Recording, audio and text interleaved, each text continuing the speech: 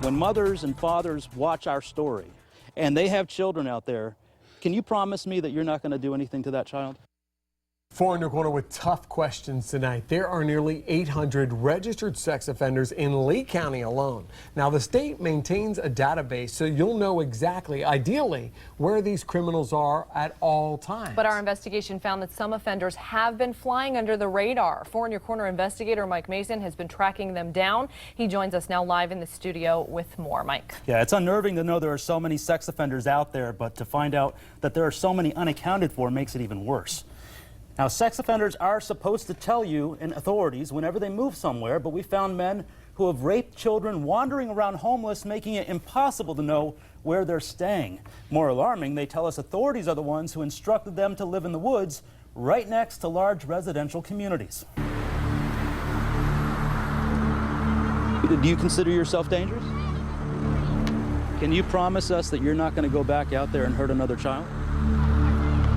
Are you tempted to go out there and do it again?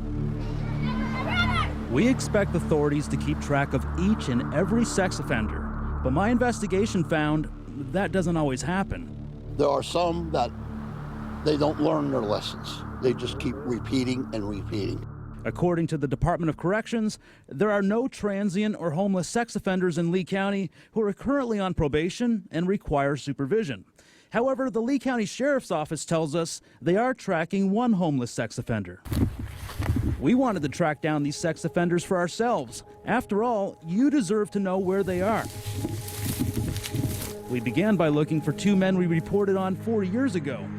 Back then, we uncovered how they were falsely registering their home address at this church on Ortiz Avenue in Fort Myers. Instead, we found them living in these woods, far behind the church, shunned by society. They treat us worse than Hitler. Eddie Pruna and Robert Taylor tell us they were not alone. You got about 4 or 5 different sex offenders living out there in tents. After our report in 2012, the men tell us police kicked them out of the woods and they moved into this North Fort Myers trailer. It's where they live today. Knowing the exact location of every sex offender is important, especially when they rape young children. I sexually raped a 10-year-old girl. I sexually molested my daughters. Okay. And how old were they at the time? 6 and 12. Twins were 6, my stepdaughter was 12. For how many years? About a year. These men tell us they decided to move into the woods because their probation officer told them to.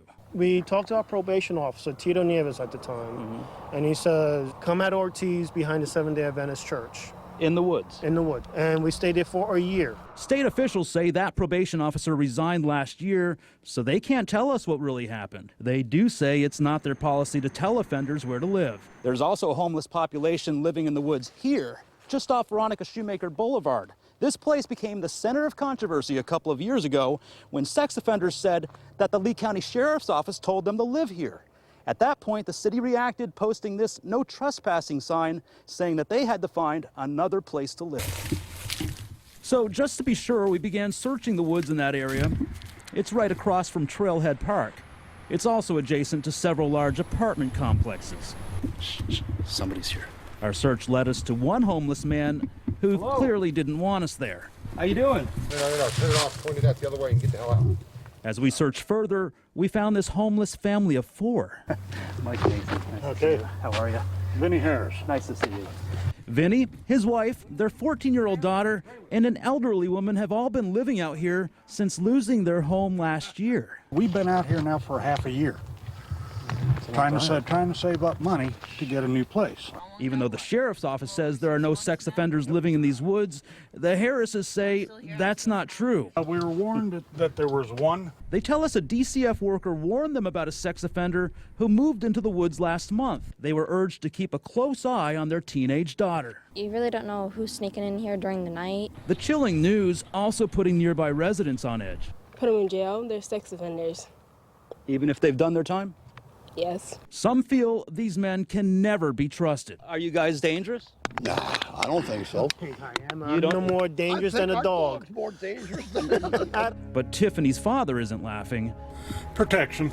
He has a serious warning for anyone who may want to hurt his little girl. So you gonna be okay? Absolutely. I have no problem. They have a problem if they want to come back here. They're the ones who should be afraid. Yeah.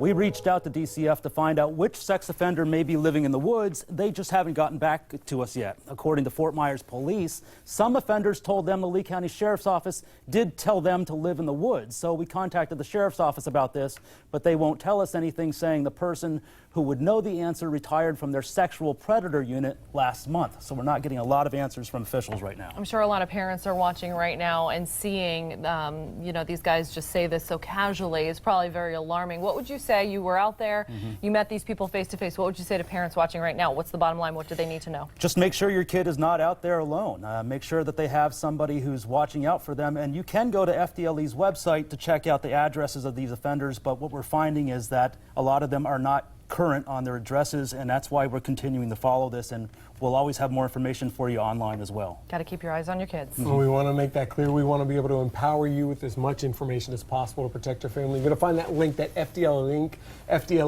link that Mike talked about right now when you go to his story on Fox 4 Now. And as always, Mike is a true investigator to the heart. We know you're going to continue to look into this. We're also speaking with you live right now on Facebook, behind the scenes during this newscast. We're getting a lot of questions from people, and we're passing all of these on to Mike as he continues his investigation. So we thank you so much for your efforts. You're welcome. On behalf of a lot of parents. And now let's switch gears and